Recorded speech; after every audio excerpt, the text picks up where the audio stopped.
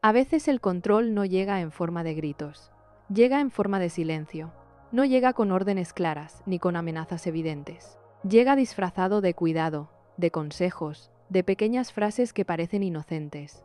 Y lo más inquietante de todo es que muchas veces ni siquiera te das cuenta de que está ocurriendo, porque el control más eficaz no es el que se impone desde afuera, es el que logra que tú mismo empieces a dudar de lo que sientes. Piensa en esto por un momento.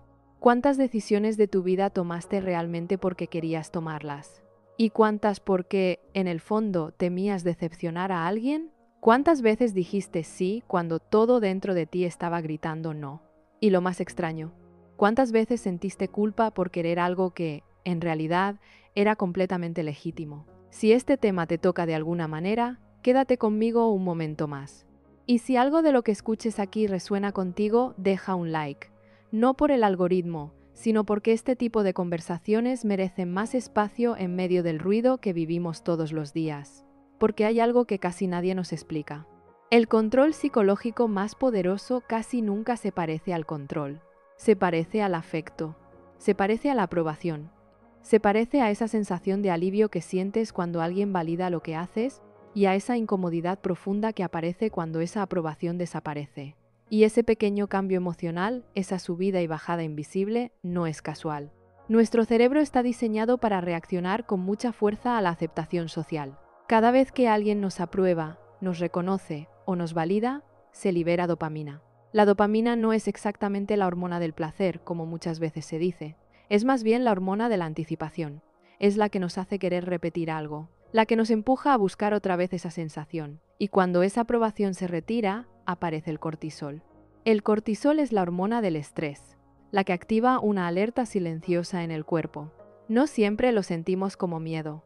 A veces lo sentimos como una pequeña inquietud en el pecho, una incomodidad difícil de explicar, una necesidad de arreglar algo aunque no sepamos exactamente qué. Y ahí es donde el control sutil empieza a funcionar. No necesita gritar, solo necesita jugar con esas pequeñas variaciones emocionales.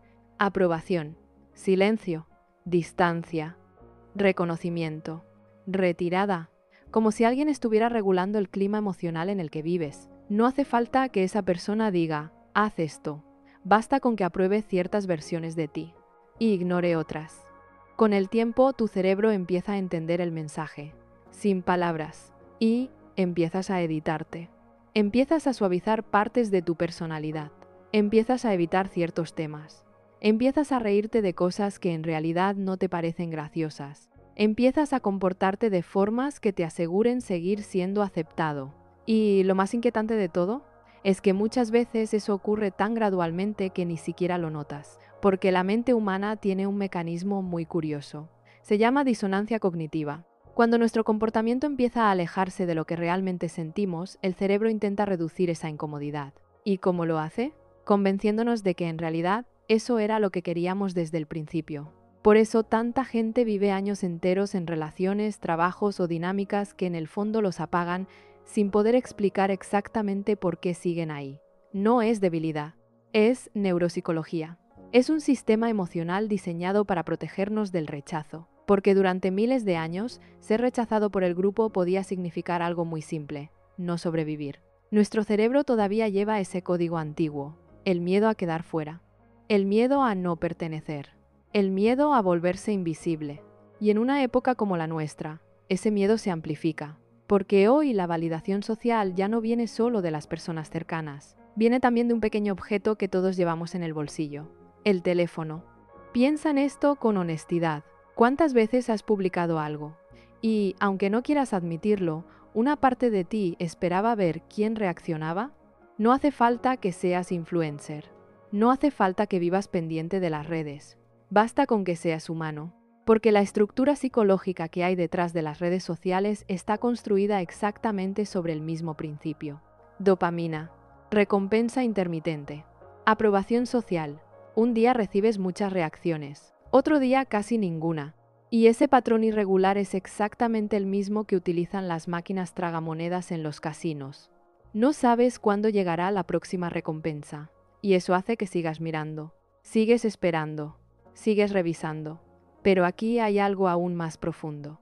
Cuando la validación externa se vuelve una fuente constante de dopamina, algo empieza a cambiar en la forma en que construimos nuestra identidad. Poco a poco dejamos de preguntarnos, ¿esto me representa? Y empezamos a preguntarnos, ¿esto será bien recibido? Esa diferencia parece pequeña, pero cambia completamente la dirección de tu vida. Porque una identidad construida desde dentro busca coherencia. Una identidad construida desde afuera busca aprobación. Y cuando tu brújula interna empieza a depender de señales externas, aparece una vulnerabilidad que muchas personas aprenden a usar. A veces conscientemente, a veces no, porque no todo control sutil nace de la maldad. A veces nace del miedo de otra persona a perderte, del miedo de otra persona a sentirse inferior, del miedo de otra persona a quedarse sola. Entonces empiezan pequeñas frases, pequeños comentarios, pequeños gestos. Nada suficientemente grande para parecer abuso, pero sí lo suficientemente repetido para moldear tu comportamiento. Frases como, yo solo quiero lo mejor para ti, ojalá no cambies, antes eras diferente. Ese tipo de cosas no son para ti. ¿Te ves mejor cuando eres más sencillo? ¿Seguro quieres hacer eso? Nada de esto suena agresivo, nada de esto suena como control. Y, sin embargo, cada una de esas frases lleva una pequeña carga invisible, una sugerencia, una dirección, un límite emocional implícito. Y el cerebro lo registra, porque nuestra mente está constantemente leyendo señales sociales, interpretando aprobación, interpretando desaprobación, interpretando expectativas, a veces incluso cuando nadie las dice explícitamente. Con el tiempo, esas señales crean algo muy poderoso, una especie de mapa invisible de quién se supone que debes ser. Y cuando te sales de ese mapa, aparece la incomodidad. A veces en forma de silencio, a veces en forma de distancia, a veces en forma de bromas que parecen inocentes, pero que dejan un pequeño pinchazo emocional. Y ese pinchazo cumple una función: recordarte el límite, recordarte dónde termina la versión de ti que es aceptada y dónde empieza la versión de ti que incomoda. Ahora quiero que te hagas una pregunta muy honesta. No hace falta que la respondas en voz alta. Solo escúchala dentro de ti. ¿Hay partes de tu personalidad que escondes porque sientes que si las mostraras completas alguien se alejaría? Tal vez tu sensibilidad, tal vez tus ambiciones, tal vez tus dudas, tal vez tu forma real de pensar. Porque una de las consecuencias más silenciosas del control sutil es que poco a poco empiezas a dividirte. Una parte de ti vive hacia afuera, la parte aceptable, la parte pulida, la parte que encaja, y otra parte de ti se queda en silencio, observando, esperando, preguntándose cuándo será seguro aparecer. Muchas personas viven así durante años. Funcionan, cumplen, son responsables, incluso parecen felices, pero dentro de ellas hay una sensación difícil de explicar, como si estuvieran viviendo una versión ligeramente editada de su propia vida, como si hubiera algo auténtico esperando detrás del escenario. Y esa sensación tiene mucho que ver con lo que vamos a explorar hoy, porque existen señales muy específicas que indican cuando alguien o incluso un entorno entero está ejerciendo control sobre tu identidad sin levantar la voz. Señales que casi nadie identifica a tiempo. Y cuando finalmente las reconoces, empiezas a ver muchas cosas con otros ojos. No solo en tus relaciones, también en la forma en que el mundo moderno compite por tu atención, por tu validación y, en última instancia, por tu identidad. Y la primera señal es mucho más común de lo que parece. De hecho, ocurre todos los días, y casi siempre empieza con algo que suena aparentemente positivo: la aprobación. Pero no cualquier aprobación, una aprobación muy específica, una aprobación condicionada, porque hay una diferencia enorme entre alguien que te acepta como eres y alguien que te acepta solo cuando eres exactamente como espera que seas. Y esa diferencia, aunque al principio sea casi imperceptible, puede cambiar por completo la forma en que empiezas a verte a ti mismo. Porque cuando la aprobación se vuelve condicional, tu autenticidad empieza a negociarse. Y eso tiene consecuencias mucho más profundas de lo que imaginas. La aprobación condicionada es una de las formas más silenciosas de control que existen, porque al principio se siente bien. Se siente como cariño, como reconocimiento, como una especie de refugio emocional. Alguien te mira con orgullo cuando haces ciertas cosas. Alguien sonríe cuando actúas de cierta manera. Alguien parece más cercano cuando tu comportamiento encaja con su idea de quién deberías ser. Y durante un tiempo, todo parece armonioso. Pero luego ocurre algo muy pequeño, casi imperceptible. Un día haces algo que no encaja exactamente con esa versión de ti que esa persona tiene en la cabeza. Tal vez expresas una opinión distinta, tal vez tomas una decisión inesperada, tal vez simplemente cambias. Y entonces aparece algo que no habías sentido antes. Un pequeño enfriamiento, tal vez una frase corta, tal vez una mirada diferente, tal vez silencio. No es una discusión, no es una confrontación, es algo mucho más ambiguo. Y esa ambigüedad es precisamente lo que vuelve tan poderoso este tipo de control. Porque tu mente empieza a preguntarse qué ocurrió. Empiezas a revisar mentalmente lo que dijiste. Empiezas a pensar si hiciste algo mal. Empiezas a buscar la forma de restaurar ese clima emocional que existía antes. Sin darte cuenta, acabas de entrar en un juego psicológico muy antiguo. Un juego basado en la recompensa y la retirada. El mismo principio que hace que los animales aprendan comportamientos específicos. Recompensa, retirada, recompensa, retirada. Nuestro cerebro aprende increíblemente rápido cuando una emoción positiva aparece justo después de cierto comportamiento, y también aprende muy rápido cuando esa emoción desaparece. No necesitamos que nadie nos dé instrucciones. El cerebro empieza a ajustar el comportamiento automáticamente. Y cuando ese patrón se repite durante mucho tiempo, ocurre algo profundo. Tu identidad empieza a organizarse alrededor de la aprobación, no de la autenticidad. Y ahí aparece la primera señal silenciosa de control. Una señal que mucha gente tarda años en identificar. Empiezas a sentir que tienes que ser una versión específica de ti mismo para mantener la paz. No necesariamente porque alguien te lo exija de forma directa, sino porque tu sistema emocional aprendió que esa versión de ti genera armonía y que otras versiones generan tensión. Y el cerebro odia la tensión social. La interpreta casi como una amenaza física. Por eso tantas personas viven en un estado constante de autoedición.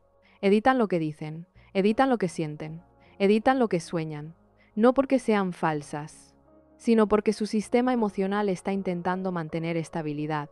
Pero hay algo que rara vez se menciona cuando hablamos de esto. Cada vez que una persona reprime una parte auténtica de sí misma para preservar la aprobación de otro, algo pequeño se fragmenta dentro. No ocurre de golpe, no es dramático, pero es acumulativo. Es como si cada vez que eliges agradar en lugar de ser honesto, una pequeña parte de tu voz interior se volviera un poco más silenciosa. Y lo más extraño es que esa voz no desaparece, solo se queda observando. Muchas veces aparece en momentos inesperados, cuando estás solo, cuando manejas sin música, cuando te quedas mirando el techo antes de dormir. Esa sensación difícil de explicar que dice algo como, algo no encaja, no sabes exactamente qué, pero lo sientes. Y ese sentimiento tiene una raíz muy profunda. Los psicólogos que trabajan durante años escuchando historias humanas suelen notar algo curioso. Las personas rara vez sufren por no haber complacido lo suficiente, pero muchas sufren profundamente por haber vivido demasiado tiempo alejadas de sí mismas. Es una diferencia sutil pero enorme, porque la mente humana puede adaptarse a muchas cosas. Puede adaptarse al estrés, puede adaptarse a la incertidumbre, incluso puede adaptarse a la tristeza. Pero lo que le resulta extremadamente difícil es vivir demasiado tiempo desconectada de su propia verdad interna. Y aquí es donde aparece la segunda señal de control sutil. Una señal que al principio parece incluso positiva. Empiezas a sentir que necesitas aprobación antes de tomar decisiones que antes tomabas con naturalidad. Tal vez quieres empezar algo nuevo. Tal vez quieres cambiar de dirección en tu vida. Tal vez simplemente quieres expresar algo que llevas tiempo pensando. Pero antes de hacerlo, aparece una pequeña voz en tu mente. No es exactamente miedo, es más bien una anticipación, una especie de simulación interna. ¿Qué pensará esta persona? ¿Cómo reaccionará? ¿Esto le parecerá bien? Y de pronto tu decisión ya no gira alrededor de lo que realmente quieres, gira alrededor de cómo será recibida. Ese momento psicológico es crucial, porque ahí es donde tu brújula interna empieza a desplazarse. No ocurre de golpe, ocurre milímetro a milímetro. Pero con el tiempo la dirección cambia completamente. Y lo más inquietante es que este fenómeno se ha vuelto cada vez más común en la era digital. porque ahora vivimos en un entorno donde la aprobación está constantemente cuantificada. Likes, comentarios, visualizaciones, seguidores. El cerebro humano nunca estuvo preparado para recibir métricas sociales en tiempo real. Durante la mayor parte de la historia, la validación social venía de grupos pequeños. 10 personas, 20, 30. Hoy puede venir de miles, o desaparecer frente a miles. Y esa amplificación altera profundamente nuestra percepción de valor personal. No solo influye en lo que publicamos, empieza a influir en cómo pensamos, cómo hablamos, cómo nos presentamos. Poco a poco, muchas personas desarrollan algo que podríamos llamar una identidad anticipatoria. Una identidad que se pregunta constantemente: ¿cómo será interpretado esto? En lugar de ¿esto soy yo? Esa diferencia psicológica tiene consecuencias enormes, porque cuando tu mente se acostumbra a vivir en modo interpretación, empieza a tratar tu propia vida como si fuera un escenario, y tú te conviertes en actor de tu propia historia. Pero aquí viene algo aún más inquietante. Cuando alguien vive mucho tiempo en ese estado, se vuelve extremadamente sensible a las señales sociales. Aprobación, desaprobación, indiferencia, silencio. Cada pequeño gesto empieza a sentirse amplificado. Un mensaje sin responder, una reacción fría, un comentario ambiguo. Todo empieza a tener peso emocional. Y cuando alguien con tendencia al control percibe esa sensibilidad, puede utilizarla. No siempre con mala intención, pero sí con efecto real, porque cuando una persona sabe que tu estabilidad emocional depende en parte de su aprobación, obtiene una forma de influencia muy poderosa. No necesita imponer, solo necesita regular su presencia, acercarse, alejarse, reconocer, ignorar. Es una danza emocional muy sutil, y muchas veces ocurre en relaciones que, desde fuera, parecen completamente normales. Parejas, familia, amistades, ambientes laborales, incluso comunidades digitales. Pero aquí aparece algo muy importante. El control sutil no siempre significa que alguien sea un manipulador consciente. A veces simplemente significa que la relación se organizó alrededor de una dependencia emocional invisible. Una dependencia donde uno regula y el otro se adapta. Y lo más difícil de reconocer es que ambos pueden sentirse cómodos en ese sistema durante mucho tiempo. Porque evita conflictos, evita confrontaciones, evita el riesgo de perder el vínculo. Pero también tiene un precio. Ese precio es la autenticidad. Y la autenticidad es uno de los pilares más importantes de la salud psicológica. Cuando una persona siente que puede existir tal como es, su sistema nervioso se relaja, la ansiedad baja, la creatividad aparece, la energía vuelve. Pero cuando alguien siente que debe monitorear constantemente su comportamiento para mantener el equilibrio emocional de una relación, el cuerpo entra en un estado diferente, un estado de alerta. No siempre se siente como ansiedad intensa. A veces se siente simplemente como cansancio, un cansancio difícil de explicar, como si vivir requiriera más energía de la que debería. Y muchas personas viven así durante años sin entender exactamente por qué se sienten agotadas. No es solo el trabajo, no es solo el ritmo de vida, es la carga invisible de sostener una versión editada de uno mismo. Y aquí aparece algo que rara vez se dice en voz alta. La autenticidad incomoda. No porque sea negativa, sino porque rompe expectativas. Cuando alguien empieza a mostrarse tal como es, cambia el equilibrio de muchas relaciones. Algunas personas se acercan más, otras se alejan, y ese momento puede ser muy confuso, porque durante años tal vez te enseñaron que mantener la armonía era lo más importante. Pero llega un punto en la vida donde aparece una pregunta mucho más profunda. ¿A qué costo? Porque la paz que depende de ocultarte no es realmente paz, es adaptación. Y cuando una persona empieza a notar eso, algo comienza a moverse dentro. No es una revolución inmediata, es más bien una toma de conciencia, una especie de despertar lento. Empiezas a notar pequeños detalles que antes pasaban desapercibidos, pequeñas dinámicas, pequeñas expectativas, pequeñas presiones invisibles. Y cuando eso ocurre, aparece la tercera señal de control sutil. Una señal muy común, pero muy difícil de nombrar, porque suele presentarse disfrazada de preocupación, y cuando ocurre, muchas personas sienten culpa incluso por cuestionarla. Pero cuando aprendes a reconocerla, Empiezas a entender muchas cosas que antes parecían confusas. Y eso es exactamente lo que vamos a explorar a continuación. Hay una forma de control que casi nadie cuestiona, porque viene envuelta en algo que suena noble: la preocupación. Tal vez la has escuchado muchas veces. No lo digo por criticarte, lo digo porque me preocupo por ti. Solo quiero que estés bien, no quiero que te equivoques. Y al principio esas frases pueden sentirse cálidas, protectoras, como si alguien realmente estuviera cuidándote. Pero con el tiempo empiezas a notar algo extraño. Cada vez que tomas una decisión que no encaja con lo que esa persona considera correcto, aparece esa preocupación. Una preocupación que no te prohíbe directamente, pero que deja un peso emocional en el aire.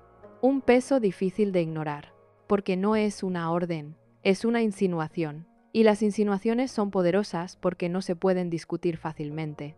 Si respondes, parece que estás exagerando. Si cuestionas, parece que estás siendo injusto con alguien que solo quiere ayudarte. Y entonces tu mente entra en una especie de laberinto emocional, porque no quieres parecer ingrato. No quieres herir a alguien que aparentemente te cuida. Pero al mismo tiempo, algo dentro de ti siente que esa preocupación tiene una dirección muy clara.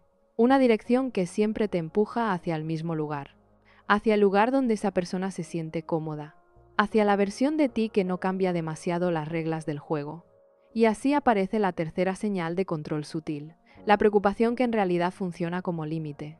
No es una prohibición directa, es una forma emocional de hacerte sentir que ciertas decisiones podrían decepcionar, o preocupar, o incomodar. Y el cerebro humano es extremadamente sensible a esa posibilidad, porque desde pequeños aprendemos algo muy profundo, que el amor y la aceptación pueden retirarse, no necesariamente porque nuestros padres fueran crueles, a veces simplemente porque también estaban aprendiendo a vivir. Pero muchos de nosotros crecimos con pequeñas ecuaciones emocionales que se quedaron grabadas en el sistema nervioso. Si hago esto, recibo cariño. Si hago aquello, aparece distancia. Esas ecuaciones se instalan tan profundamente que muchas veces seguimos respondiendo a ellas incluso cuando ya somos adultos. Por eso tanta gente siente culpa al tomar decisiones que, objetivamente, no dañan a nadie. La culpa aparece porque el cuerpo recuerda. Recuerda que ciertas elecciones podían generar tensión emocional. Y la tensión emocional para el cerebro es casi como una alarma. Ahora imagina lo que ocurre cuando una persona aprende consciente o inconscientemente a usar esa alarma. No necesita imponer nada, solo necesita activar la preocupación correcta en el momento correcto. Me preocupa que ese trabajo sea muy inestable. Me preocupa que esa relación no sea buena para ti. Me preocupa que estés cambiando demasiado. ¿Notas algo? La palabra clave no es te prohíbo. La palabra clave es me preocupa. Y esa diferencia cambia completamente la dinámica, porque ahora el foco no está en tu decisión, está en el bienestar emocional de la otra persona. Si decides seguir adelante, parece que estás ignorando su preocupación, parece que estás siendo insensible, parece que estás causando dolor. Y muchas personas, para evitar esa sensación, empiezan a retroceder. Ajustan sus decisiones, suavizan sus cambios, postergan sus deseos, no porque realmente quieran hacerlo, sino porque quieren evitar el peso emocional de sentir que están causando malestar.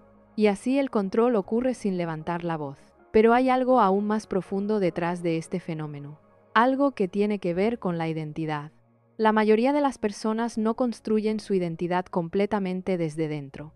La construyen en diálogo con las personas que aman. Eso es natural. Somos seres sociales. Nuestra mente está diseñada para calibrarse en relación con otros. Pero cuando una relación se vuelve demasiado influyente sobre tu percepción de quién eres, aparece una fragilidad. Porque tu identidad deja de ser un territorio interno y se vuelve un espacio negociado. Un espacio donde ciertas versiones de ti reciben más aprobación que otras. Con el tiempo, tu cerebro aprende a priorizar esas versiones. No porque sean las más auténticas, sino porque son las más seguras emocionalmente. Esto explica algo que muchas personas experimentan pero no saben nombrar. Esa sensación de que eres una persona ligeramente distinta dependiendo de con quién estás. Con algunas personas eres expansivo, con otras eres cauteloso, con otras eres más silencioso de lo que realmente eres. No es hipocresía, es adaptación emocional. Pero cuando esa adaptación se vuelve demasiado constante, empieza a generar un desgaste interno, porque el cerebro tiene que sostener varias versiones de identidad al mismo tiempo. Y eso consume energía psicológica. Muchísima. Por eso tantas personas sienten un alivio enorme cuando encuentran a alguien frente a quien pueden relajarse completamente. Alguien frente a quien no necesitan medir cada palabra, ni ajustar cada gesto, ni pensar demasiado cómo serán interpretados. Ese tipo de presencia tiene un efecto fisiológico real. El sistema nervioso se calma, la respiración cambia, la mente deja de escanear constantemente el entorno buscando señales de aprobación o desaprobación. Y ese estado tiene un nombre muy interesante en psicología: seguridad relacional. La seguridad relacional no significa que siempre haya acuerdo. Significa que tu identidad no está en riesgo dentro de esa relación. Puedes pensar distinto, puedes cambiar, puedes evolucionar, y el vínculo sigue ahí, sin castigos emocionales, sin silencios estratégicos, sin retiradas de afecto. Cuando una persona experimenta ese tipo de vínculo, suele notar algo muy curioso. De pronto tiene más energía para la vida, más creatividad, más claridad mental, porque una enorme cantidad de recursos psicológicos dejan de gastarse en vigilancia emocional. Pero cuando una relación opera bajo control sutil, ocurre lo contrario. Tu mente se vuelve hipervigilante. Empiezas a leer entre líneas, a interpretar tonos de voz, a analizar silencios, a anticipar reacciones. Es como si una parte de tu mente estuviera constantemente monitoreando el clima emocional. Y ese estado tiene un costo fisiológico real. El cortisol permanece más alto de lo normal. El cuerpo entra en un modo de alerta suave pero constante. No lo suficiente para parecer una crisis, pero sí lo suficiente para generar fatiga.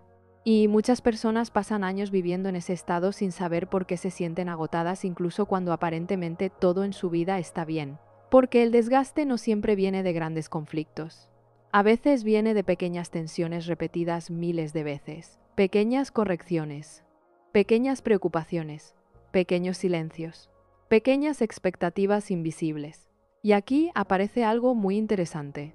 Cuando una persona empieza a tomar conciencia de estas dinámicas, suele sentir dos emociones al mismo tiempo. Una es alivio, porque de pronto muchas cosas empiezan a tener sentido, pero la otra es miedo, porque si empiezas a ver el control sutil, también empiezas a ver lo que podría pasar si dejaras de adaptarte tanto. Y eso abre preguntas profundas. ¿Qué pasaría si dijera realmente lo que pienso? ¿Qué pasaría si tomara esta decisión aunque incomode a alguien? ¿Qué pasaría si dejara de intentar ser la versión de mí que mantiene todo en calma? Esas preguntas pueden dar vértigo, porque durante mucho tiempo tu sistema emocional aprendió que la estabilidad dependía de ajustarte. Pero hay algo importante que muchas personas descubren cuando empiezan a hacer pequeños cambios. La mayoría de los vínculos reales sobreviven a la autenticidad. Los que no sobreviven muchas veces estaban sostenidos más por adaptación que por conexión real. Y eso nos lleva a la cuarta señal de control sutil. Una señal muy difícil de detectar porque suele aparecer en forma de humor, en forma de bromas, en forma de comentarios que parecen ligeros, pero que siempre apuntan al mismo lugar. Y cuando empiezas a observarlas con atención, revelan mucho más de lo que parece a primera vista. El humor puede ser una caricia, o puede ser una herramienta de control muy refinada. Depende de para qué se use. Hay bromas que alivian, bromas que humanizan, bromas que hacen más liviana la vida. Y luego están esas otras, las que siempre parecen pequeñas, las que siempre pueden justificarse con un era jugando, las que, si te molestan, te dejan a ti como el problema. Qué sensible eres, no aguantas nada, ya ni se puede bromear contigo. Y ahí está una de las trampas más eficaces del control sutil. No solo se lanza el comentario, también se invalida tu reacción. Primero te pinchan, luego te hacen sentir exagerado por haber sentido el pinchazo. Y así, poco a poco, empiezas a desconfiar de tu propia percepción. Esa es la cuarta señal. Cuando alguien usa el humor para corregirte, reducirte o marcarte límites, y después convierte tu incomodidad en una supuesta falta tuya, esto pasa muchísimo más de lo que parece.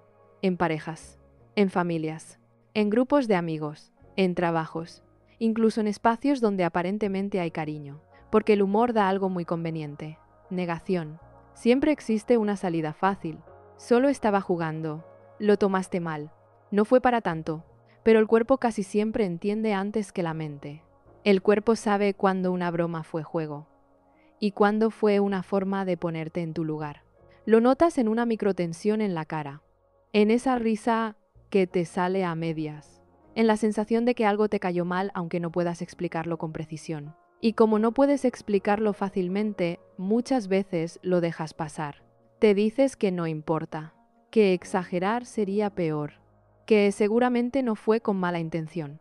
Y sí, a veces no hay mala intención consciente, pero el efecto sigue siendo real, porque hay bromas que no buscan compartir ligereza, buscan regular, buscan recordarte algo, que no te tomes demasiado en serio, que no brilles demasiado, que no cambies demasiado, que no te salgas demasiado del personaje que los demás ya aprendieron a tolerar. Por eso ciertas personas se vuelven más graciosas justo cuando empiezas a crecer, justo cuando te ves mejor, justo cuando hablas con más seguridad, justo cuando pones un límite, justo cuando tomas una decisión que ya no gira alrededor de complacer. No siempre te atacan de frente. Sería demasiado obvio. A veces solo sueltan una frase envuelta en risa, algo que parece liviano, pero que lleva un mensaje claro. Veo tu cambio, y no me acomoda del todo. Y aquí aparece algo muy importante. No toda incomodidad que generas en otros significa que estás haciendo algo mal. A veces significa exactamente lo contrario. Significa que estás dejando de ocupar un lugar que le resultaba funcional a alguien más. El lugar del que siempre cede, el que siempre entiende, el que siempre aguanta, el que siempre baja el tono para que nadie se sienta amenazado. Cuando sales de ese papel, algunas personas no saben relacionarse contigo de otra manera.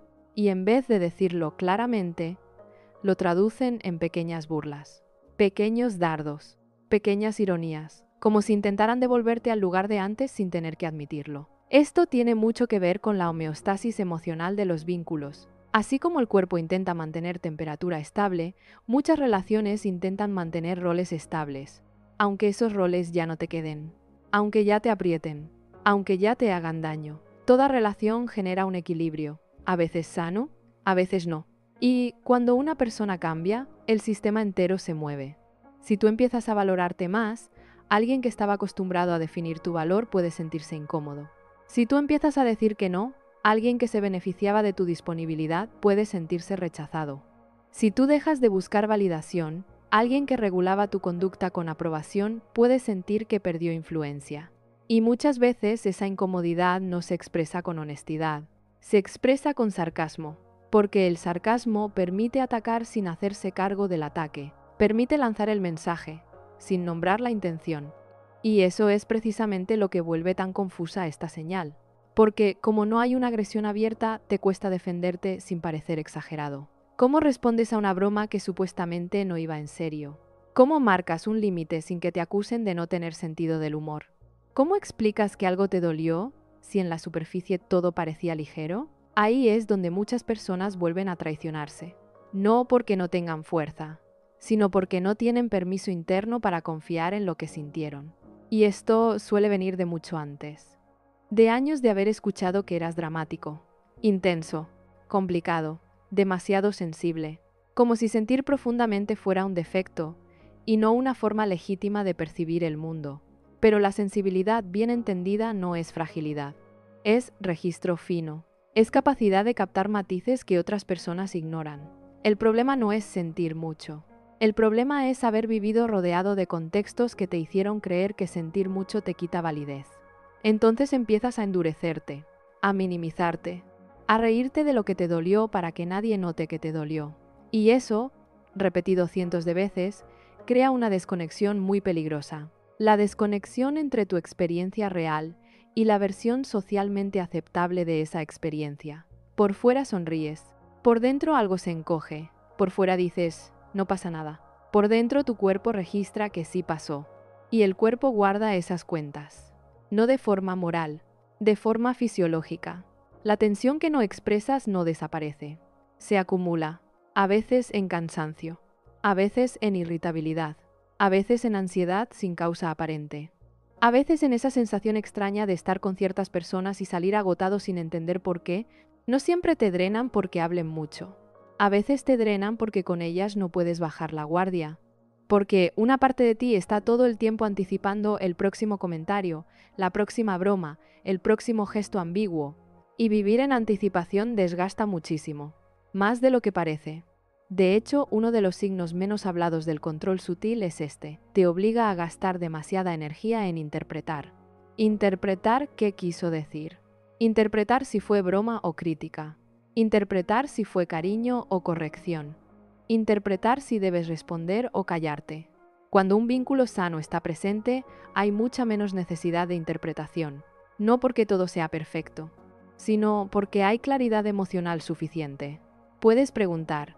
Puedes decir, eso no me gustó. Puedes nombrar algo sin que el otro te castigue emocionalmente por haberlo nombrado. Pero donde hay control sutil, nombrar ya es un riesgo. Porque el problema no es solo el comentario. El problema es lo que pasa después si lo señalas. Frialdad, defensividad, victimización, distancia. Entonces muchas personas aprenden algo muy peligroso, que para conservar el vínculo es mejor callarse. Y cuando callarse se vuelve costumbre, la autoestima empieza a erosionarse de una forma muy silenciosa. No solo porque permites cosas que no te hacen bien, sino porque internamente te vas enviando un mensaje repetido. Lo que siento no alcanza para merecer defensa. Ese mensaje nunca se dice así de claro, pero se instala. Se mete en la forma en que eliges, en la forma en que te relacionas, en la forma en que te presentas al mundo. Y poco a poco empieza a afectar incluso áreas que no parecen relacionadas. Tu trabajo, tu creatividad, tu capacidad de pedir, tu capacidad de mostrarte. Porque cuando una persona se acostumbra a recibir pequeños golpes disfrazados de humor, algo dentro aprende a retraerse un poco antes de exponerse. No sea que otra vez la reduzcan, no sea que otra vez la hagan sentir ridícula por intentar, no sea que otra vez tenga que disimular que dolió. Por eso muchas personas no necesitan un gran trauma visible para perder espontaneidad. A veces basta con años de microcorrecciones, años de risas que no daban risa, años de comentarios que parecían insignificantes pero siempre iban en la misma dirección. Bajar volumen, bajar brillo, bajar verdad. Y aquí conviene decir algo con mucha claridad. Ponerle atención a esto no te vuelve paranoico, te vuelve consciente. No se trata de convertir cada broma en una amenaza. Se trata de observar patrones, frecuencia, intención repetida, efecto acumulado.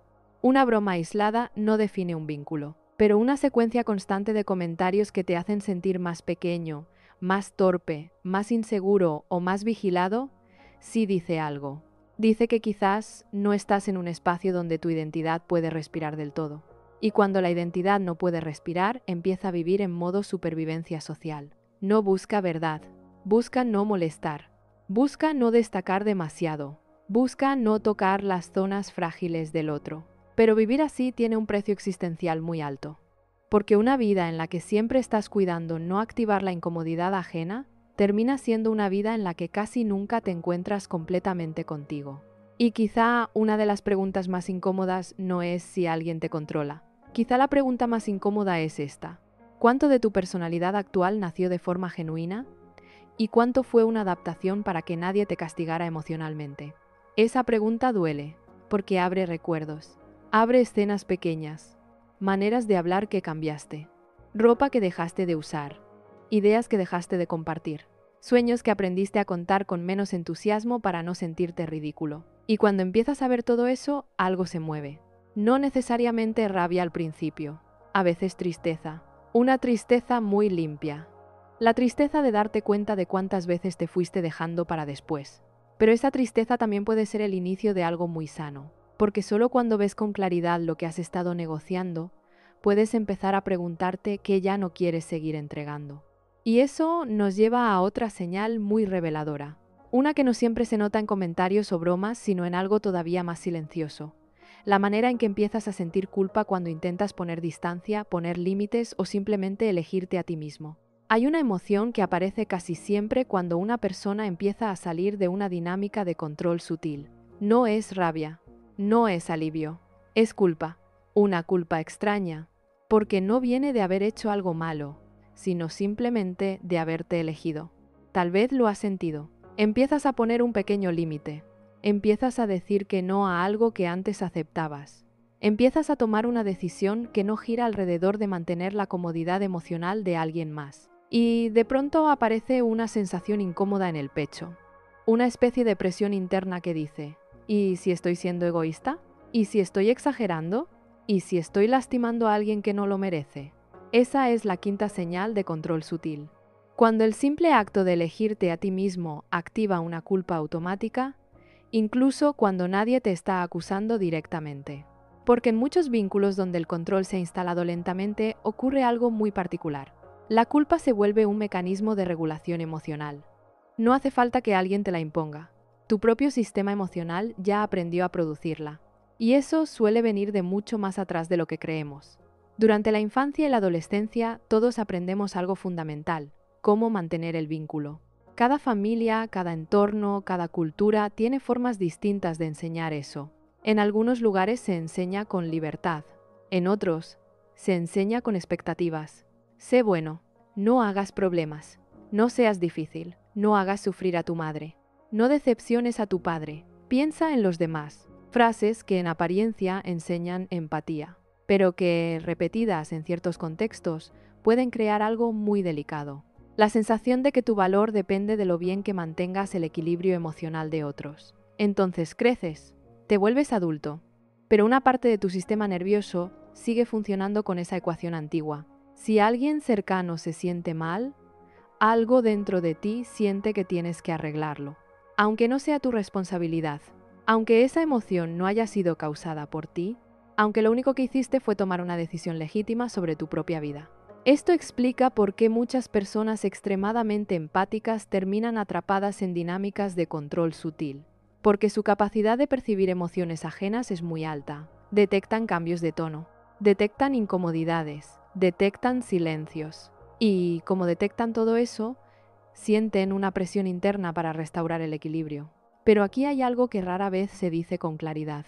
Sentir empatía no significa asumir responsabilidad por las emociones de otros. Las emociones de cada persona pertenecen a su propio sistema interno. Pero cuando alguien aprende consciente o inconscientemente que tu empatía es muy fuerte, puede empezar a apoyarse en ella. No necesita exigirte nada, solo necesita mostrar incomodidad, distancia, tristeza, y tu sistema emocional entra en modo reparación. Intentas explicar, intentas suavizar, intentas justificar, intentas retroceder, no porque alguien te haya obligado, sino porque tu cuerpo aprendió que la armonía del vínculo depende en parte de tu capacidad de acomodarte. Esto tiene una base neuropsicológica muy interesante. Nuestro cerebro tiene neuronas especializadas llamadas neuronas espejo. Estas neuronas se activan cuando vemos a alguien experimentar una emoción. Cuando alguien está triste, nuestro cerebro refleja parte de esa tristeza. Cuando alguien está tenso, nuestro sistema nervioso registra esa tensión. Es un mecanismo que facilita la empatía y la conexión social, pero también puede convertirse en una puerta de entrada para el control emocional. Porque si tu cerebro refleja constantemente el estado emocional de otra persona, y esa persona reacciona con incomodidad cuando tú cambias o te afirmas, tu cuerpo lo siente como una señal de peligro relacional, y el cerebro odia perder vínculos, incluso vínculos imperfectos, incluso vínculos que nos desgastan, porque para el sistema nervioso la pérdida de conexión activa circuitos muy antiguos, circuitos que evolucionaron cuando pertenecer al grupo era esencial para sobrevivir. Por eso la culpa puede sentirse tan intensa. No es solo una idea, es una respuesta fisiológica. El cuerpo interpreta la posibilidad de ruptura emocional como una amenaza. Pero aquí hay algo profundamente liberador que muchas personas descubren tarde. La culpa no siempre es un indicador moral. A veces es simplemente un indicador de cambio. Cuando empiezas a hacer cosas que antes no hacías, poner límites, priorizarte, expresar lo que realmente piensas, tu sistema emocional entra en territorio desconocido. Y lo desconocido genera alarma. La culpa aparece como una especie de eco de las reglas antiguas. Pero esas reglas antiguas no siempre siguen siendo válidas para la persona que eres hoy. Aquí aparece una distinción muy importante. Hay dos tipos de culpa: la culpa ética y la culpa aprendida. La culpa ética aparece cuando realmente dañamos a alguien, cuando traicionamos nuestros valores, cuando actuamos en contra de nuestra integridad. Esa culpa es útil, nos ayuda a corregir, nos ayuda a crecer, pero la culpa aprendida es diferente. La culpa aprendida aparece cuando simplemente dejamos de cumplir un rol que otros esperaban de nosotros, cuando dejamos de ser el que siempre entiende, el que siempre cede, el que siempre sostiene, el que siempre se adapta. Cuando eso cambia, algunas personas sienten pérdida de control sobre la dinámica, y esa pérdida puede generar reacciones, a veces explícitas, a veces silenciosas, distancia emocional, comentarios pasivo-agresivos, victimización, o simplemente una frialdad que antes no existía. Y eso activa de nuevo el mecanismo interno. Quizá hice algo mal, pero aquí es donde la conciencia empieza a cambiar el juego. Porque cuando empiezas a entender estas dinámicas, puedes observar esa culpa sin obedecerla automáticamente. Puedes sentirla, sin dejar que dirija tu vida. Y eso es algo que requiere práctica. No ocurre de un día para otro. Durante mucho tiempo, la culpa fue una brújula emocional que indicaba cómo mantener los vínculos. Pero cuando empiezas a construir una identidad más interna, esa brújula necesita recalibrarse. Porque una vida guiada únicamente por la evitación del conflicto termina siendo una vida donde muchas decisiones importantes nunca se toman, muchas conversaciones nunca se tienen, muchas versiones auténticas de uno mismo nunca se permiten existir. Y al principio, cuando empiezas a cambiar eso, la culpa aparece como si fuera una alarma equivocada. Pero con el tiempo algo muy interesante ocurre. Empiezas a notar que no todas las personas reaccionan igual cuando te eliges. Algunas relaciones se vuelven más reales, más honestas, más equilibradas, porque cuando una persona deja de adaptarse excesivamente, también deja espacio para que el otro se muestre de forma más auténtica. Pero otras relaciones no saben funcionar sin ese antiguo equilibrio, sin esa antigua adaptación, y entonces aparece tensión. Esa tensión puede ser incómoda, pero también puede ser muy reveladora, porque empieza a mostrarte qué vínculos estaban basados en conexión y cuáles estaban basados en acomodación. Esa diferencia es profunda. Una conexión verdadera puede atravesar el desacuerdo, puede atravesar el cambio, puede atravesar el crecimiento, pero una relación sostenida por control sutil suele necesitar que todo permanezca más o menos igual, porque si cambias demasiado, el sistema entero pierde estabilidad, y cuando ese sistema empieza a tambalearse, aparecen reacciones que nos llevan a la siguiente señal. Una señal aún más silenciosa. Tan silenciosa que muchas personas la confunden con algo completamente normal. Pero cuando la ves con claridad, empiezas a entender cuánto de tu vida tal vez ha estado girando alrededor de evitar algo muy específico. El rechazo emocional. Hay un momento muy particular en la vida de muchas personas. Un momento en el que empiezan a notar algo extraño. No es una pelea. No es una ruptura, no es un conflicto grande, es simplemente una sensación. La sensación de que, en el fondo, están viviendo de forma que evita algo. Evitar incomodar, evitar decepcionar, evitar provocar distancia emocional.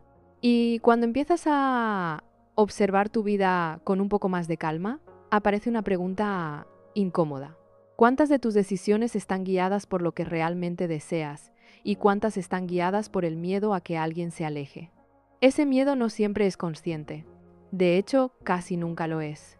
No te levantas por la mañana pensando, hoy voy a actuar para evitar el rechazo. Pero el cerebro sí está trabajando con esa lógica en segundo plano, constantemente. Porque el rechazo social activa en el cerebro zonas muy parecidas a las que se activan cuando sentimos dolor físico. Esto no es una metáfora. En estudios de neuroimagen se ha observado que cuando una persona experimenta exclusión social, ciertas regiones del cerebro, como la corteza cingulada anterior, responden de forma muy similar a cuando hay dolor físico. El cerebro interpreta la exclusión como una amenaza real. Por eso, el rechazo duele. Literalmente. Ahora imagina lo que ocurre cuando, durante años, una persona aprende que ciertas versiones de sí misma generan más aceptación que otras. El cerebro empieza a registrar patrones. Cuando hablas así, todo fluye. Cuando opinas esto, aparece tensión. Cuando te comportas de esta manera, recibes aprobación. Cuando cambias, aparece distancia. Y entonces el sistema emocional hace algo muy eficiente. Empieza a anticiparse. Antes de que el rechazo ocurra, ya estás evitando el comportamiento que podría provocarlo. Ahí aparece la sexta señal de control sutil. Cuando tu vida empieza a organizarse alrededor de evitar el rechazo emocional de ciertas personas, no porque te lo hayan pedido directamente, sino porque tu mente aprendió que ciertas decisiones pueden alterar el equilibrio del vínculo. Esto es extremadamente común en relaciones donde el control nunca fue explícito, donde nunca hubo prohibiciones claras, pero sí hubo pequeñas retiradas emocionales, silencios, cambios de tono, frialdad repentina. Cuando eso ocurre repetidas veces, el cerebro aprende algo muy específico. Aprende que la estabilidad del vínculo depende de tu comportamiento. Entonces empiezas a autocorregirte antes de que nada pase. Antes de decir algo, lo filtras. Antes de tomar una decisión, imaginas reacciones. Antes de mostrar una parte nueva de ti, te preguntas si será bien recibida. Y sin darte cuenta, tu vida empieza a parecerse más a una estrategia social que a una expresión auténtica. Pero aquí hay algo aún más profundo. El miedo al rechazo no solo moldea decisiones externas, empieza a moldear la forma en que te percibes. Porque cuando una persona vive mucho tiempo intentando evitar incomodar a otros, empieza a internalizar una idea peligrosa. La idea de que su libertad emocional puede ser demasiado intensa, demasiado incómoda, demasiado difícil para los demás. Entonces empiezas a suavizarte, no porque seas falso, sino porque tu sistema nervioso aprendió que ser completamente tú puede alterar el equilibrio. Esto se vuelve aún más complejo en la era digital, porque ahora no solo tememos el rechazo de personas cercanas, también vivimos expuestos a algo mucho más abstracto, la posibilidad de ser ignorados, la invisibilidad social.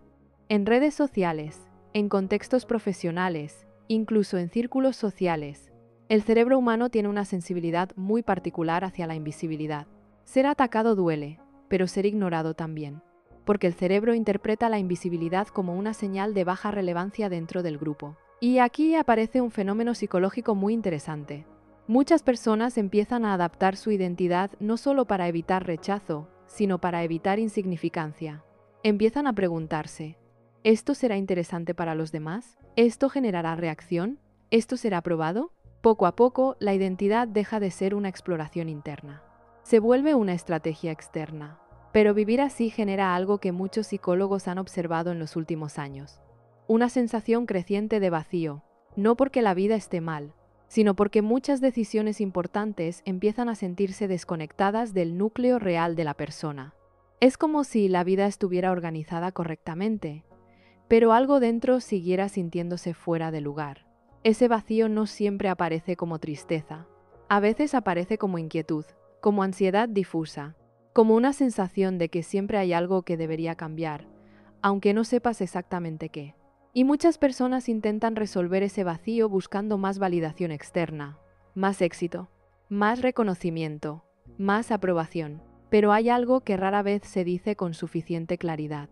La validación externa puede estimular el sistema de dopamina, pero no puede construir una identidad sólida. La dopamina funciona como un sistema de recompensa momentánea. Te da impulso, te da motivación, pero no te da estabilidad interna. La estabilidad interna aparece cuando tu identidad no depende completamente de cómo eres percibido. Cuando hay una coherencia entre lo que sientes, lo que piensas y lo que haces. Cuando no necesitas estar constantemente ajustando tu personalidad para mantener vínculos. Cuando puedes existir sin estar anticipando reacciones. Y eso nos lleva a una pregunta muy importante. ¿Qué ocurre cuando una persona empieza a recuperar esa coherencia? Al principio puede sentirse incómodo, porque el sistema que existía antes empieza a moverse. Algunas personas reaccionan con sorpresa, otras con resistencia, otras con distancia. No porque necesariamente quieran controlarte, sino porque estaban acostumbradas a una versión distinta de ti. Una versión más predecible, más adaptable, más alineada con el equilibrio emocional del vínculo. Pero cuando una persona empieza a vivir con más autenticidad, algo muy interesante ocurre. Las relaciones se reorganizan. Algunas se vuelven más profundas, más honestas, más reales, porque ya no están basadas en roles, están basadas en encuentro genuino. Pero otras relaciones empiezan a mostrar algo que antes estaba oculto, la necesidad de control. Y cuando esa necesidad se siente amenazada, aparecen estrategias más visibles. Estrategias que antes no eran necesarias porque tu adaptación ya mantenía el equilibrio. Ahí es donde muchas personas empiezan a notar algo que siempre estuvo ahí, pero que ahora se vuelve más evidente. Pequeños intentos de regresarte al lugar de antes. Pequeñas presiones. Pequeñas narrativas sobre quién eras y quién deberías seguir siendo. Y eso nos lleva a una de las señales más reveladoras de todas. Una señal que muchas personas solo reconocen cuando empiezan a cambiar de verdad. Cuando alguien intenta recordarte constantemente quién eras, cada vez que empiezas a convertirte en alguien nuevo. Hay una frase que muchas personas escuchan justo cuando empiezan a cambiar. Una frase que parece inocente, pero que, si la observas con calma, dice mucho más de lo que parece. Antes no eras así. A veces viene acompañada de nostalgia. Otras veces viene con un tono de reproche suave. A veces incluso suena como si fuera un halago, pero con una sombra detrás. Me gustabas más como eras antes. Y esa es una de las señales más reveladoras de control sutil. Cuando alguien intenta definir tu identidad a partir de una versión antigua de ti, justo cuando estás creciendo, porque toda identidad viva cambia. Toda persona que se cuestiona, que aprende, que atraviesa experiencias nuevas, inevitablemente evoluciona. Pero hay relaciones que funcionan mejor cuando todo permanece estable, cuando cada persona sigue ocupando el mismo rol, el mismo lugar, el mismo guión. Cuando alguien sale de ese guión, el sistema emocional del vínculo puede sentirse desorganizado. Entonces aparece algo muy curioso: la memoria selectiva. De pronto alguien empieza a recordar con mucho cariño una versión de ti que ya no existe. La versión más adaptable, la versión más predecible, la versión que no generaba incomodidad.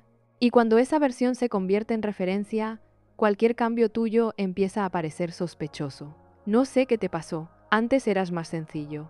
Antes te reías de estas cosas. Antes no pensabas tanto.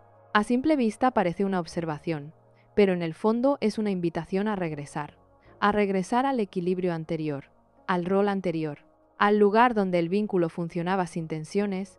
Lo difícil es que ese lugar muchas veces implicaba que tú te adaptaras más de lo que era sano. Pero como ese esfuerzo era invisible, nadie lo registró. Solo se registró el resultado: armonía. Por eso, cuando empiezas a cambiar, algunas personas no ven crecimiento, ven pérdida, no ven autenticidad, ven incomodidad. Y entonces aparece una presión muy particular. No es una presión frontal, es una presión emocional. Una sensación de que si continúas cambiando, algo del vínculo podría romperse. Y ahí aparece una de las decisiones más profundas que un ser humano puede enfrentar: seguir creciendo, aunque eso incomode ciertas relaciones. O reducir tu crecimiento para mantener la estabilidad del vínculo. No es una decisión fácil, porque los seres humanos no solo necesitamos autenticidad, también necesitamos pertenencia. Queremos sentir que alguien nos conoce, que alguien nos reconoce, que alguien sigue ahí. Por eso tantas personas frenan partes de su evolución, no porque no tengan claridad, sino porque temen quedarse solas. Y aquí aparece algo muy importante. El miedo a la soledad es uno de los mecanismos de control más poderosos que existen. No porque alguien lo use de forma consciente, sino porque está profundamente instalado en nuestra biología. Durante miles de años, quedar fuera del grupo era extremadamente peligroso. Nuestro sistema nervioso todavía carga con ese código. Por eso muchas personas toleran dinámicas que las reducen, no porque sean débiles, sino porque su cerebro interpreta la posibilidad de perder el vínculo como una amenaza mayor que la incomodidad de seguir adaptándose. Pero hay algo que suele ocurrir cuando una persona decide seguir creciendo de todos modos. Algo que al principio da miedo, pero después se vuelve muy revelador. Empiezas a ver qué vínculos estaban conectados contigo y cuáles estaban conectados con el rol que cumplías. Es una diferencia enorme. Las personas que estaban conectadas contigo de verdad suelen ajustarse. Tal vez necesitan tiempo, tal vez necesitan conversaciones incómodas, pero eventualmente entienden que tu crecimiento no es un ataque, es simplemente tu proceso.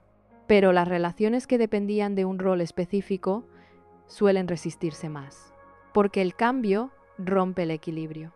Y cuando el equilibrio se rompe, aparecen intentos de restaurarlo, a veces con nostalgia, a veces con crítica, a veces con distancia, y a veces con algo aún más sutil. Una especie de redefinición de tu identidad hecha por otros. Empiezan a decir cosas como: te estás volviendo muy egoísta, te estás creyendo demasiado, te estás complicando, te estás alejando. Fíjate en algo. Muchas de esas frases no describen hechos, describen interpretaciones. Interpretaciones que buscan explicar tu cambio de una forma que lo vuelva cuestionable. Porque si tu crecimiento puede definirse como egoísmo, entonces tu evolución se convierte en algo moralmente incómodo. Si tu autenticidad puede definirse como arrogancia, entonces tu confianza se vuelve sospechosa. Si tu independencia puede definirse como distancia, entonces tu autonomía parece una traición.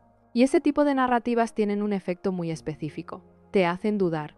Te hacen preguntarte si tal vez sí estás exagerando, si tal vez sí estás cambiando demasiado, si tal vez deberías retroceder un poco.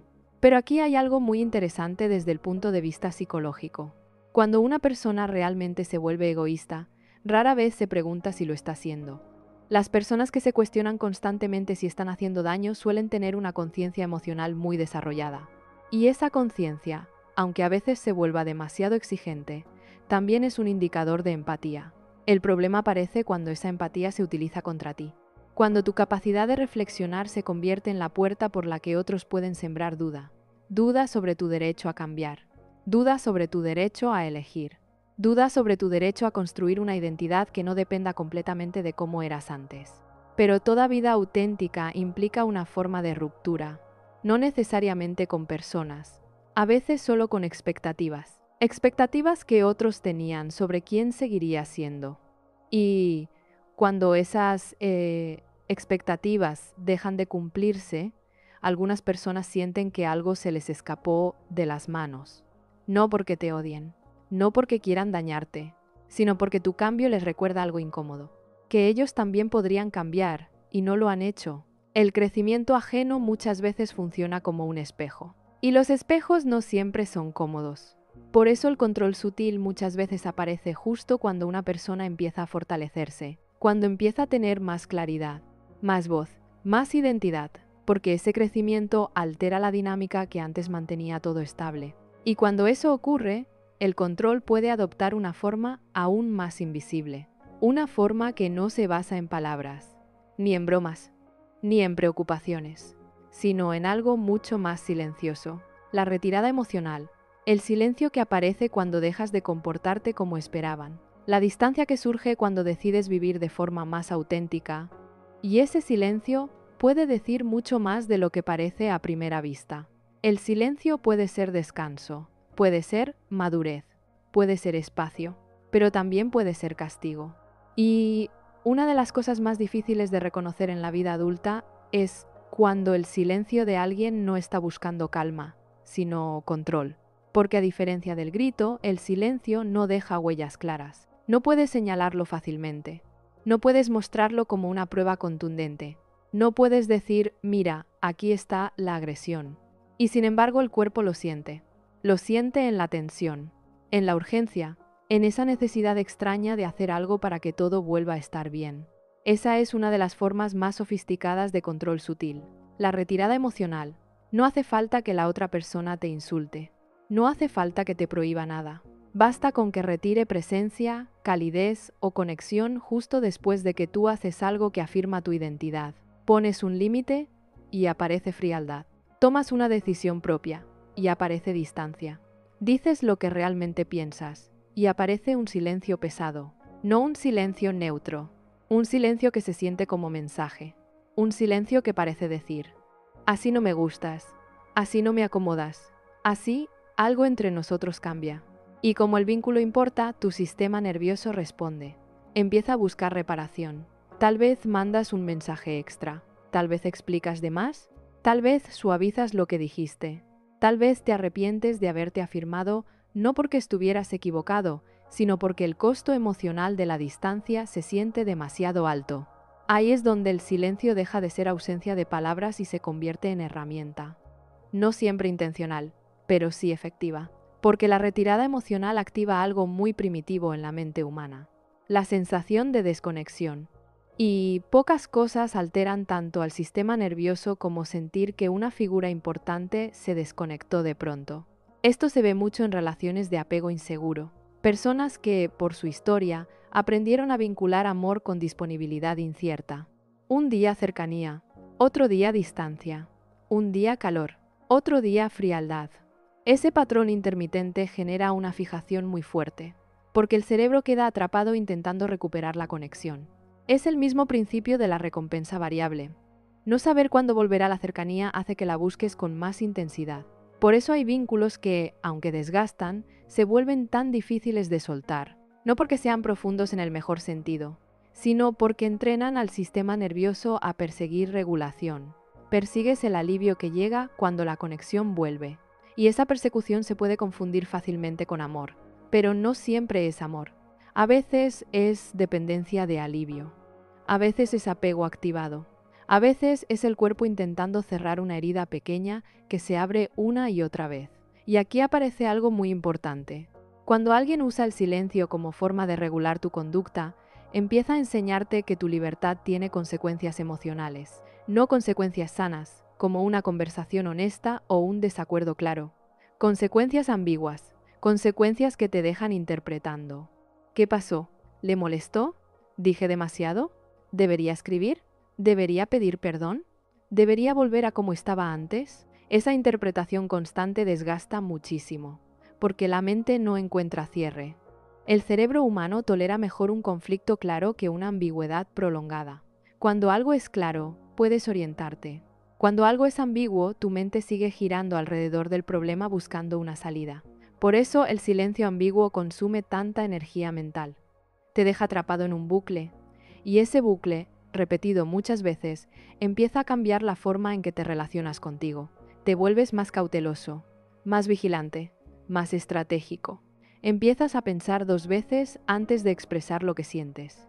No por madurez, por miedo a activar otra vez la distancia. Y cuando eso se vuelve habitual, la autoestima se resiente de una forma muy particular. No solo porque te callas, sino porque empiezas a asociar tu autenticidad con pérdida de conexión. Esa asociación es muy profunda. Si mostrarte genera frialdad, entonces una parte de ti aprende a esconderse antes de que eso ocurra. No hace falta una gran herida visible. Basta con una secuencia larga de pequeñas retiradas emocionales. Aquí conviene mirar algo con mucha honestidad. Hay personas que no saben conversar cuando algo les incomoda, no porque sean malvadas, sino porque nadie les enseñó. Entonces se cierran, se enfrían, se alejan. Eso existe. Y no todo silencio es manipulación. Pero hay una diferencia clave. Cuando el silencio aparece como patrón justo en los momentos en que tú te afirmas, creces, decides o dejas de acomodarte, ya no estamos hablando solo de dificultad emocional. Estamos hablando de una dinámica que termina moldeando tu conducta. Y eso importa, mucho, porque lo que moldea repetidamente tu conducta también moldea tu identidad. Empiezas a convertirte en alguien que anticipa la retirada. Alguien que prefiere no tocar ciertos temas. Alguien que se acostumbra a vivir con medias verdades para no perder calidez. Y lo más duro es que, por fuera, todo puede parecer tranquilo. No hay gritos, no hay escenas, no hay violencia obvia. Solo una paz rara, una paz tensa, una paz donde demasiado de ti tiene que quedarse fuera para que el vínculo no se enfríe. Pero esa no es paz real. Es una paz comprada con autoabandono. Y el autoabandono casi nunca se siente como una gran decisión. Se siente como pequeñas renuncias repetidas. Hoy no digo esto. Hoy mejor cedo. Hoy mejor no marco el límite. Hoy mejor no hablo de ese cambio. Hoy mejor no muestro esta parte mía. Así, poco a poco, vas construyendo una vida que se ve funcional, pero en la que tú apareces cada vez menos completo. Y aquí es donde muchas personas empiezan a experimentar algo muy silencioso pero devastador.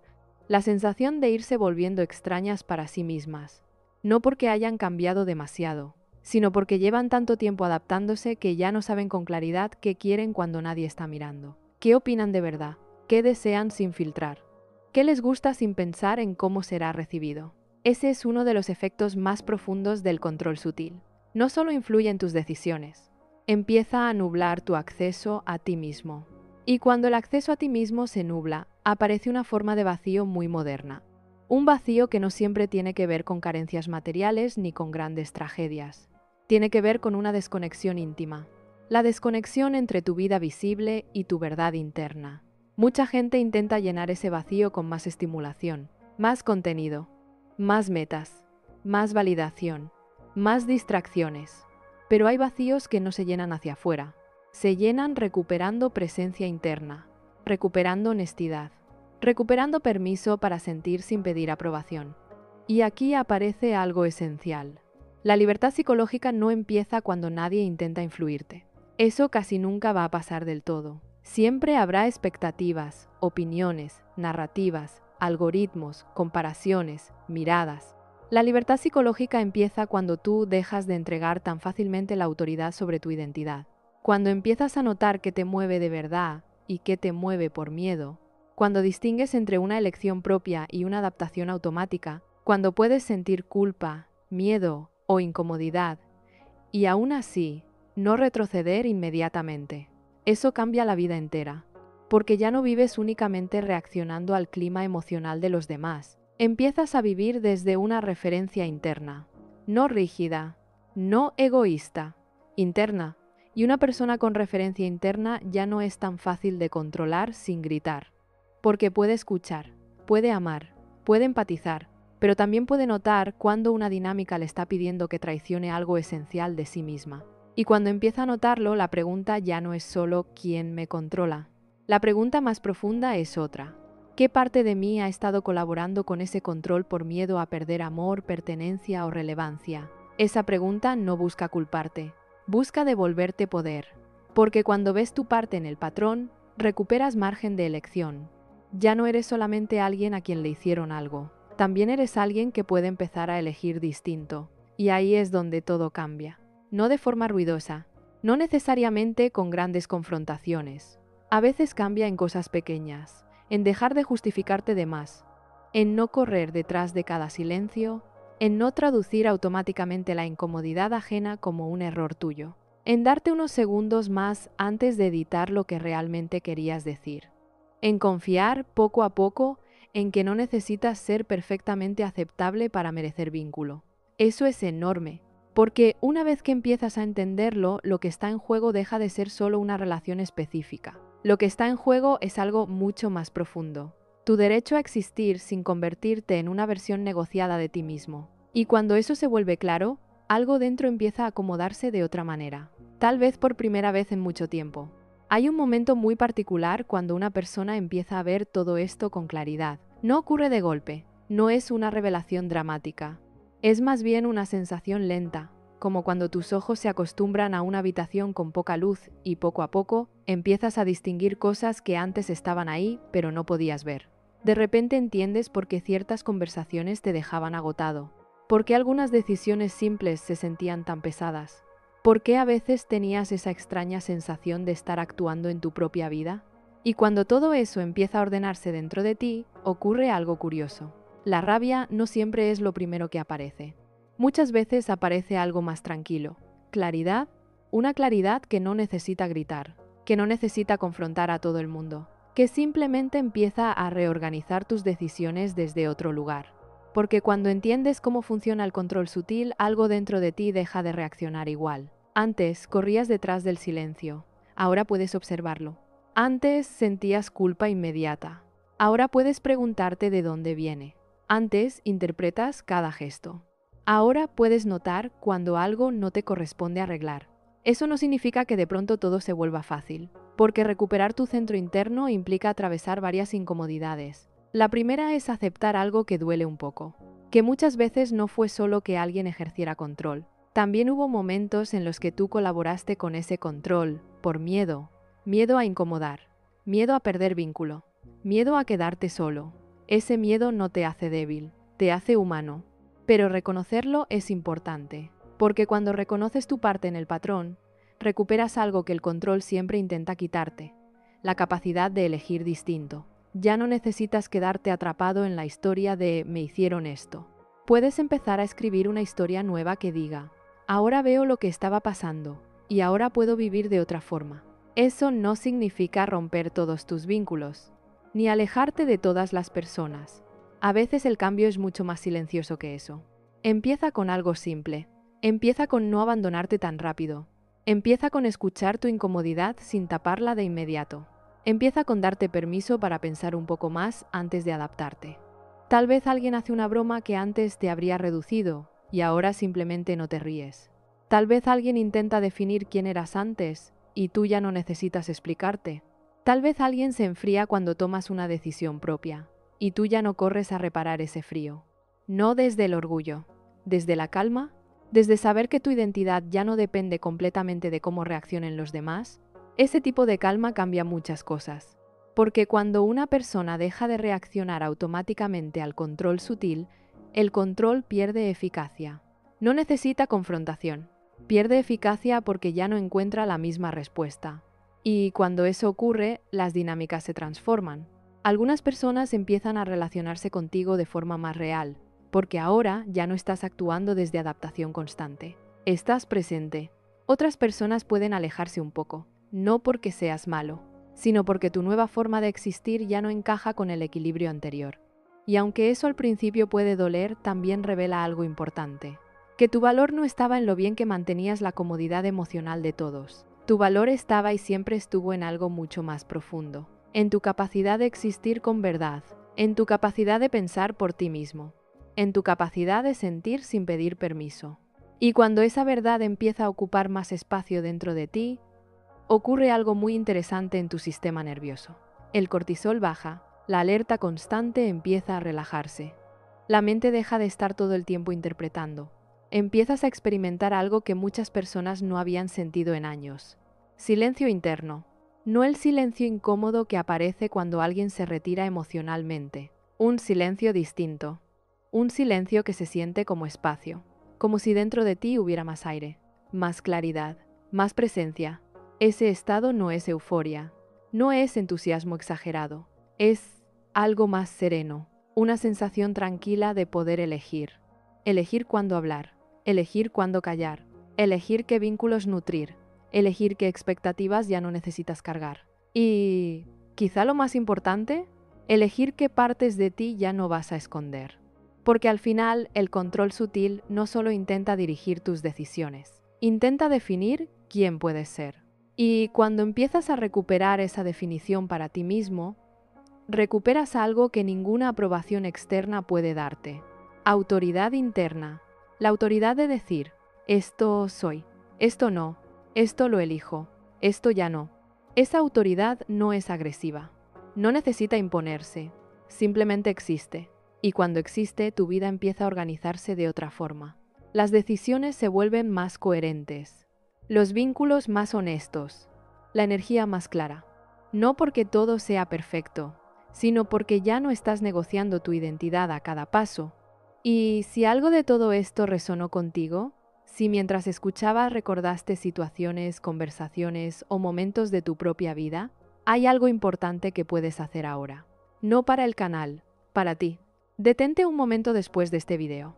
Respira y pregúntate con honestidad. ¿En qué partes de mi vida sigo adaptándome más de lo que necesito? No para juzgarte, solo para verlo, porque ver ya es empezar a recuperar poder. Si este tipo de reflexiones te ayudan a entenderte mejor, puedes suscribirte. No porque necesites más contenido, sino porque conversaciones como esta no suelen tener mucho espacio en medio del ruido que vivimos todos los días. También puedes dejar un comentario contando qué parte del video te hizo pensar más. A veces leer experiencias de otras personas nos recuerda algo importante, que muchas de estas luchas internas no son individuales, son humanas. Y si crees que alguien cercano podría necesitar escuchar algo así, compartir este video puede ser una forma silenciosa de cuidado. No para convencer, solo para abrir una puerta.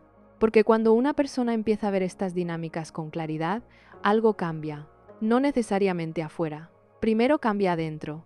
Y cuando algo cambia adentro, tarde o temprano la vida entera empieza a acomodarse alrededor de esa nueva verdad. Más tranquila, más consciente, más libre. Y esa libertad no hace ruido, pero se siente muchísimo.